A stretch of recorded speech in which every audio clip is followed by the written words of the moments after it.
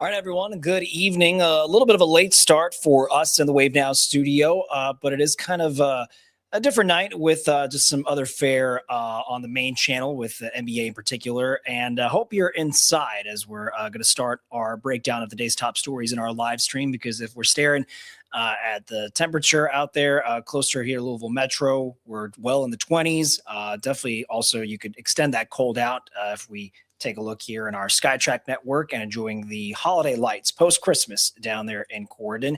Very happy that you could join us for, again, different edition and a little bit of a late start, but nonetheless, we'll get to some of the big stories here in the Wave Now studio. I'm Jose Sosaya, in case you haven't joined us before, whether that's through the Wave Now app or on our selection of social media channels that, by the way, you can always connect with us on those: Facebook, YouTube, Twitch, and X. Happy that you're doing that with us. So with the subject of our temperature drop from last night into tonight, close to 150 residents of St. Catherine Court and Old Louisville. That's the story we've been digging into, kind of very top of mind in our stories, because a lot of these folks are still waiting to find out when they can come back to their homes. An electrical fire Saturday shut off electricity for this 15-story public housing facility.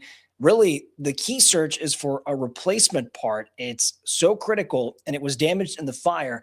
But experts who are trying to solve the problem tell us it is like finding a needle in a haystack. That is the turn of phrase that they were using themselves. Housing leaders hoping they could find it quickly, though, to get the lights back on and the heat restored. Because of the severe cold, all the residents were actually relocated to their choice of if they had friends who would take them in, maybe a family member, or if through no other alternative, they could find a hotel room. The Red Cross and the TARC then assisted in getting everybody moved and everybody fed as well. We understand how incredibly disruptive and stressful this has been for our residents, and we do not take that lightly. So that's why we are working around the clock to restore power safely and communicate clearly with residents. So best case scenario, again, here is they're going to find the part, make repairs quickly, and residents get back into their apartments. Worst case scenario for the folks at St. Catherine Court, they have to make that replacement part, make it themselves, which means residents are going to have to wait longer to come back. We did talk to some residents about their own frustrations. Our David Mattingly spoke to a woman who had her bag packed. She was at her wit's end when David talked to her. I'm just reading a quote real quick from what their conversation was. She had to go back upstairs, get more of her stuff. She said she's sick, not even supposed to be out and about in the cold running around like this. Saturday, her name is Tina Moody, that she came home from the store to find fire trucks all over the front door. She captured part of that experience on video. Not hiding her feelings, she says, quote, "Once again, people were at St. Catherine's Court. Once again, we are under siege," end quote. That is the verbiage from the story, which, by the way, you can always catch up with David's full report that we're going to have up. It's already been up for some time on wave3.com. So while this is happening, a project to find the replacement part and get folks back in to their respective homes. So Metro Housing is also trying to take care of residents, trying to transition them out of Dosker Manor. That is a story we've been following with a lot of detail for some time. If you don't remember, at least the important dates to think of right now, it's this building's being torn down because of the building's poor conditions. Voluntary relocation started last July, and since then, nearly all 580 residents, close to 580 residents, have been moved out to better housing options. Worth noting as an update, LMHA says one of the three Dosker Manor towers already completely shuttered, surrounded with fence and barbed wire. But for nearly 40 people still in the other two towers, it is a matter of time before they get relocated. Whether or not it happens before the end of the calendar year, it would probably have to extend into January, and a new development is going to go in its place here at the current property. This will be torn down, but the plan for what's going to replace it, that has still not been finalized. Real quick, more updates tonight. A man arrested in connection to the shooting in Park Hill neighborhood. LMPD arresting Kenneth Beals for what happened on Wilson Avenue. Police say they were called to U of L Hospital because a woman arrived there by car, and she said she was shot in the arm. Beals is charged with 1 count of assault, 1 count of having a handgun by a convicted felon. He came into court this morning. His bond was set at $5,000, and at our last check, he was still inside Louisville Metro Corrections. In another story, we're still trying to learn the identities of 2 people who were killed in a multi-car crash on Preston Highway. LMPD says it happened right around the intersection of Maple Spring Drive after 8. Maybe you're familiar with, when we were sharing the breaking update. Witnesses say a man on his motorcycle crashed into a car, and then a second car crashed into them. The driver of the motorcycle died pretty much then and there. 2 adults from the other cars were taken to the hospital. We're told 1 man involved also died yesterday in the hospital. Police say the other victim should survive, should recover. This crash is still very much an active investigation, but police say they're not expecting to file any charges. So what comes of all this, we'll certainly let you all know in the coming days and weeks if that is shared eventually. Try to bring the camera up there for you. Okay. And another update. This is a report from our Wave News Logan Perone, and again, another follow-up from our original investigations and our own reporting team. A teen likely on winter break.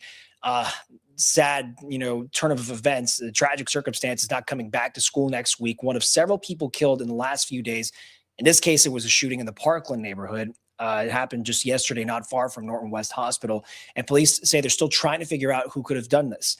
Our Logan Perone shares what we know and has reaction from Metro leaders. Days before the new year, gun violence claimed the life of another teenager in Louisville. A 15-year-old died here at Norton West Louisville Hospital on Sunday morning after showing up in a car with a gunshot wound. LMPD was called, and the investigation ultimately led them here to West Kentucky Street. That scene is less than a mile from the hospital. Multiple neighbors told us off camera that the shooting happened outside this White House, though they didn't realize there was a shooting until police had the street taped off. I went by there, and I know one of the neighbors that I spoke to was like, we just didn't hear anything. Councilwoman Tammy Hawkins was told the same and says more needs to be done. It was very concerning and very disheartening, especially, when the city says that the homicide rate is down. The boy, who has not been named, is the 15th person between the ages of 11 and 17 to be killed this year, according to the Metro Gun Violence Dashboard. Despite overall numbers trending down, Louisville's homicide rate for that group rose in 2025.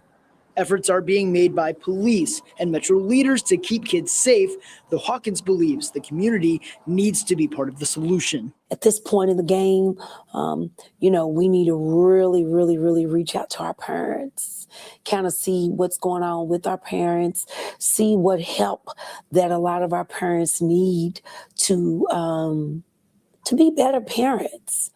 LMPD says they are still looking for suspects and a motive in this shooting, and anyone with information should reach out to the anonymous tip line. Reporting in the Parkland neighborhood, Logan Perone, Wave News. As a continuation of Logan's report there and another part of his interview with Councilwoman Hawkins, she was talking about offering resource or suggestion to parents concerned about their child's behavior. She says they can turn to some of the services that the city is providing. She specifically mentioned the work of the Office of Violence Prevention and the number of resources that they can deploy and they use to crack down on kid violence. Hawkins, in her own words, saying sometimes the toughest decision could be having the state step in for these parents. That when you can't handle your kids and you just don't want them to go down the wrong roads, then you have to hand them over. Sorry to say it, but there are services out there for kids that are underage that just do not want to abide by the law. I'd rather see my child be alive, and me, them be in services and under services that will get them down the right path. Versus for me to get a call saying that my child has been a victim of a homicide.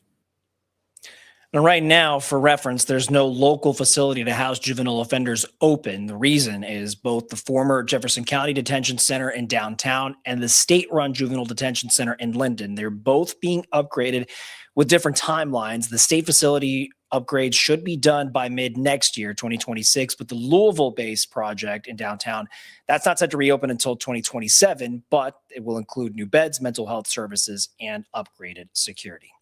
We appreciate you sticking with us. We're going to take a quick commercial break to reset and go over some more stories we want to share with you on tonight's Wave News Extra. So stay with us. We'll be right back.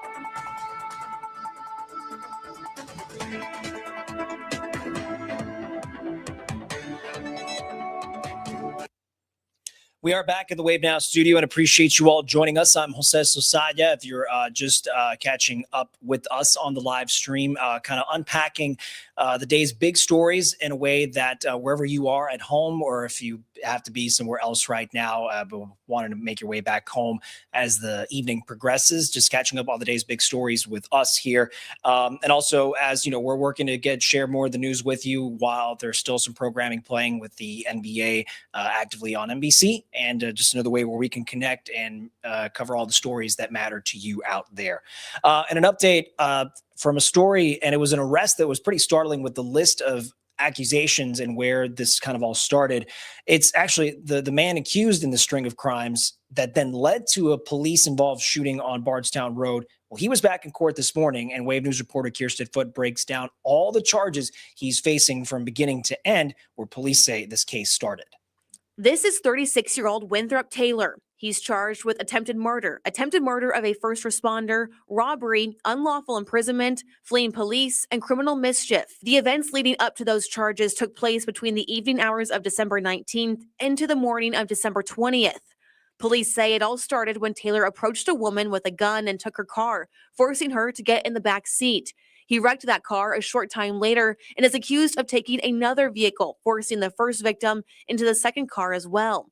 At some point, she was released by Taylor. After the second robbery, Taylor is accused of pulling up to another driver at a gas station on Bardstown Road and shooting at him. LMPD officers say the other victim drove away with Taylor chasing him.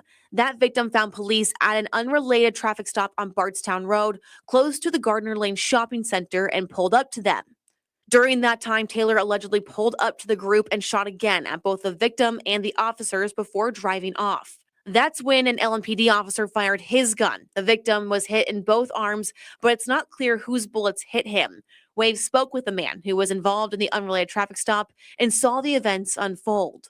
I heard was gunshots, brakes, like the car heart breaking, some more gunshots, and then Like after the gunshot stopped, I looked up in the back mirror and I see a guy like getting out of his car and another car speeding off. During his arraignment, days after the string of crimes, a judge set his bond at $150,000. He's been in custody since. On Monday, he was back in court where his case was waived to a grand jury for the week of February 2nd, and his bond kept the same. Reporting in Louisville, Kirsten Foote, Wave News. And more updates today. We've learned a 13-year-old Kentucky girl who was reported missing over 2 months ago. Well, she's been found in Maryland. Police say Winter Wagner was found safe in Montgomery County in Maryland just on Saturday. They got a tip Wagner could have been somewhere in the community. And she was actually found inside of a home with 37-year-old Christian Delgado. He was arrested. Wagner was taken to a hospital to be checked out and evaluated, make sure she was okay. In the end, officials said or called finding her in its own way a Christmas miracle. That is a statistic improbability. We were blessed. The longer a child is missing, then the more increased the likelihood is of foul play and something terrible happening. Now, Delgado is at the Montgomery County Central Processing Unit, so in custody as he awaits to be extradited to Kentucky. He's also being held on $1 million bond and is charged with kidnapping in the case of Winton Wagner. Back in the studio with only a few days left until the end of 2025, there's a big change coming to Kentucky smoke shops for the new year. So just as to remind you and reiterate that starting January 1st, so on Thursday, all businesses selling tobacco, nicotine, and vape products have to be licensed by the Department of Alcoholic Beverage Control, so ABC in Kentucky. The new law also requires that there's routine, unannounced compliance checks to ensure the shops and the retailers A, are not selling to minors, or B, selling any illegal product. They're also increasing the fines for violations if that is part of the repeat list of offenses there. And some of that money from the fines and violations would then be collected to prevent teen vaping and to fund those campaigns in there as well. All right. Let's see if I can come back. I got some audio issues. There we go. All right. And an update right now, one Metro Council member is proposing a clause to keep a beloved miniature pony with its owner in its current home. You saw us do the follow-up on it last week. Susan Bruner has had Bandit, the horse, in her Germantown backyard for 14 years. In October, Metro Council, though, they passed the ordinance saying in part, miniature horses must be kept on at least 1 acre of land. Bandit right now is only on 0.2 acres, meaning Bruner would have had to give Bandit up. But her neighbors signed a petition to get Metro Council to change the official specific language in the ordinance. Councilwoman Jennifer Chappell says she is working to add language to the ordinance, in this case to protect Bandit. And this is part of the statement that she sent, quote, or saying in part that after speaking with Metro Animal Services and the Jefferson County Attorney's Office, I learned ponies and miniature horses were included in this ordinance because they were inadvertently omitted from earlier animal control language. This was simply meant to add clarification, not to target a specific animal or a community member. So it seems that there is some momentum in perhaps ensuring that this miniature horse is able to stay in its current place with some response here from District 15 Councilwoman Jennifer Chappell. In an update, and a pretty big story when it was breaking news, and we first shared it with you, had the live reports out there in Frankfurt, the deadly shooting out of KSU. Well, the father of the student who was shot on campus and killed is now himself in jail in Indianapolis.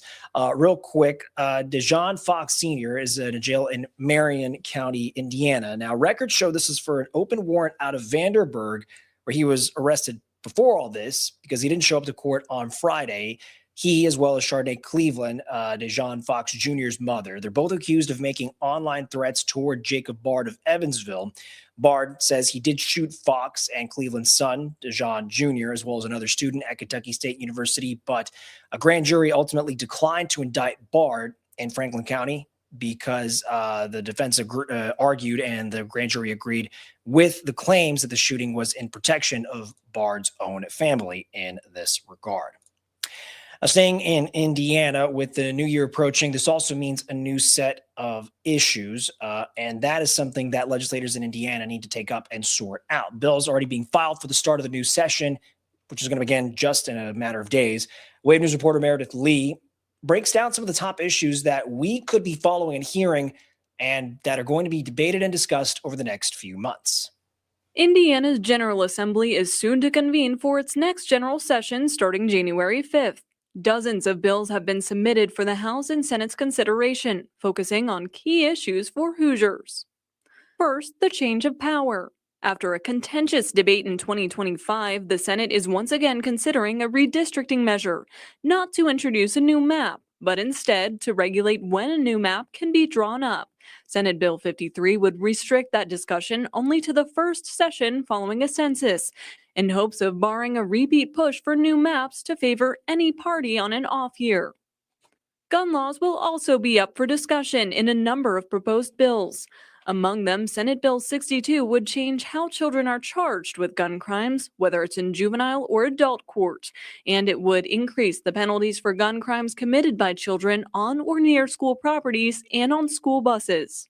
Senate Bill 130, also introduced as House Bill 1021, concerns gun storage. If a child or dependent in a household would use their parent or guardian's gun to hurt or kill another person, this bill says that parent or guardian can be charged with a level 6 or 5 felony for failing to properly secure that weapon. Third, a number of bills relating to immigration. Senate Bill 76, also introduced as House Bill 1039, introduces a range of policies, including, as the text says, clarifying that local, state, and federal officers would have the power to enforce federal immigration laws.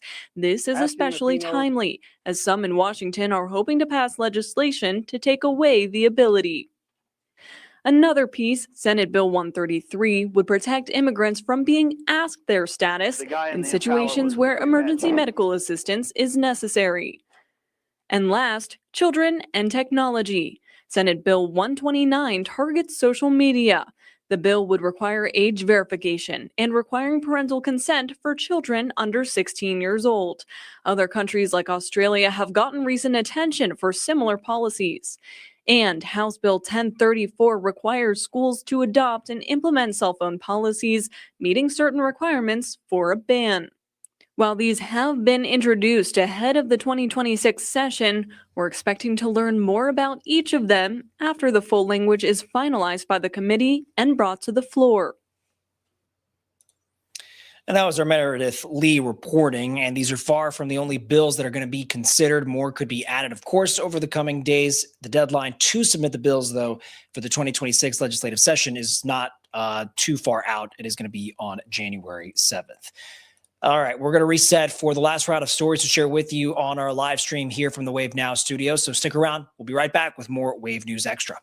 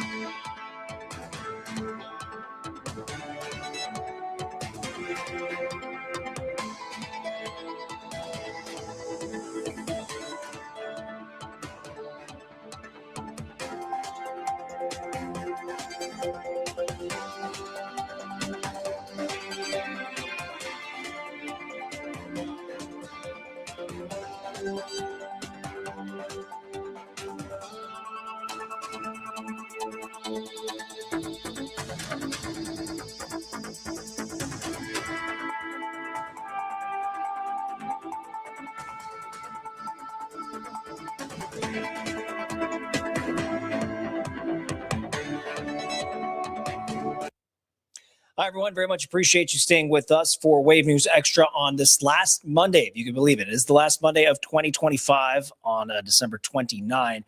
Bit of an update for you around central Kentucky, because you may have gotten that alert that we too found out about this 3.1 magnitude earthquake from over the weekend. The USGS, the Geological Survey, finding the epicenter being very close to our own backyard. Reporter Jackson Plank introduces us to one of hundreds of people who say they felt the quake in real time.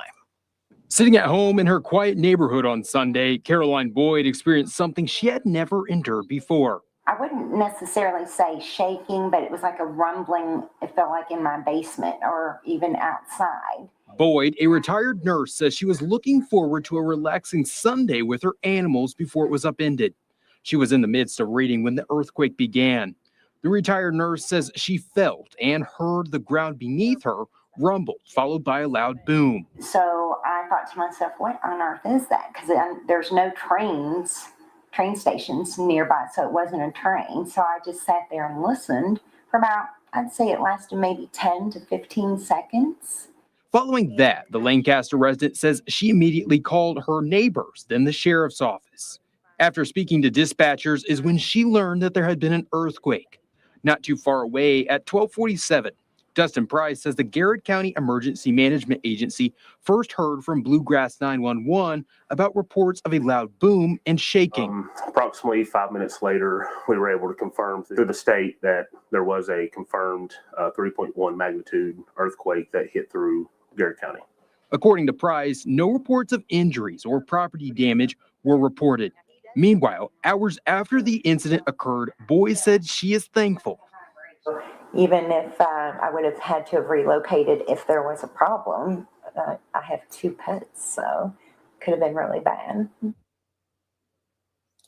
that was Jackson Plank reporting. By the way, for any folks joining us tonight right now on the live stream, would be curious to connect if that was something you all felt from your homes. I know we met our retired nurse out in Garrett County, but if you felt any of the rumbles when you were at home and that was something you wanted to share your story with us, please reach out. You can leave a comment here on the live stream, call our news desk, or send an email, and that could be something we could have a reporter connect with you to, just discuss what you were going through in that particular moment. So, again, as I notice the temperature in our little graphic here on the bottom right corner, and quite chilly, 24 degrees from the official thermometer reading we do have.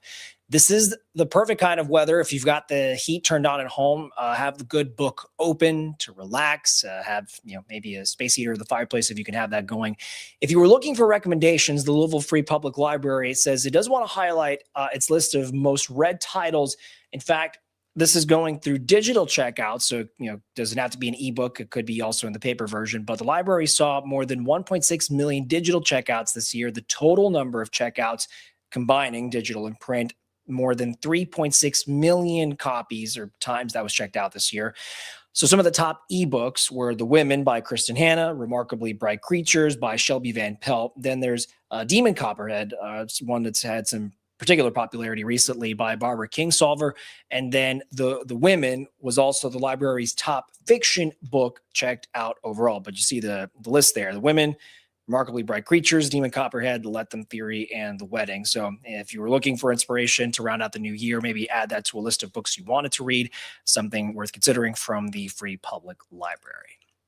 All right, this next story is taking us to northern Kentucky, where they're warning people about a guy posing as a delivery driver who's not actually delivering anything. Instead, he's doing the opposite. He's taking things. That's what police say. Taylor Mill police say. In one case they're looking into, it happened the day after Christmas. The suspect drove to a house, got out with a cardboard box and paperwork, but the suspect is then accused of ringing a doorbell, talking to the homeowners before pulling out a gun and ordering the man he talked to back inside the house. The suspect apparently demanding money from the family inside, even fired shots to intimidate the victims. Thankfully, nobody was hurt. The suspect is described as a man in his 40s or 50s with graying hair, wearing dark clothing and dark shoes. Just what police could take from there. An African-American man is what police were describing there. Now, police say the man was convincing specifically because he drove a delivery-type van. He was even wearing a safety vest some drivers often wear. So it seems like that would be some other clues that police want to cue in on. And they are encouraging anybody in the area to be A, on the lookout, and B, be cautious when they're receiving any deliveries for the moment. Well, we mentioned it being all these lasts for the 2025, looking ahead to the new year. And it is a lot of, it's common that at this time of year, people start thinking about how they can prepare for the short, mid, and long-term future financially.